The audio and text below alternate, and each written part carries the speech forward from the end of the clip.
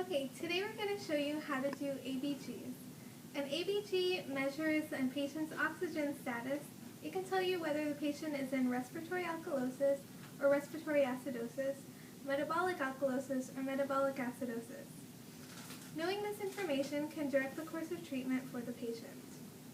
ABGs are easy as 1, 2, 3. The first step is the Allen's test. The second step is collecting a sample from an artery. And the third step is placing pressure on that artery. These are the things that you will need to collect an ABG sample: alcohol swabs, gauze, tape, a heparinized syringe, gloves, and a cup of ice. Step 1. We will perform the Allen's test. First, ask your patient to ball her hand up in a fist. Then you compress the radial and ulnar arteries. Then ask your patient to unball their fist. Observe how the patient's palm is pale. Then, when you compress either the radial or ulnar artery, you can see how the blood rushes back to the hand and makes it pink. Now you can repeat the Allen's test by uncompressing the other artery. So ask your patient to ball their hand up in a fist again while you compress the radial and ulnar arteries. This time, you will uncompress the other artery. So the patient can unball their fist, and you can see how it's pale.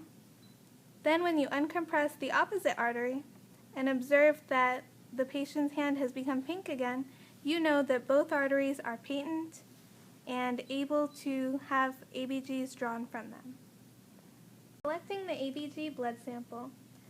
First, identify the patient with 2 identifying markers, such as name and date of birth. Then you want to palpate the radial artery and make sure there's a pulse. You clean the area with an alcohol pad, and then, with the bevel up, stick your radial artery at a 45-degree angle. Stop advancing the needle once you see blood return. The pulsations will automatically fill the needle to the 3 mm mark.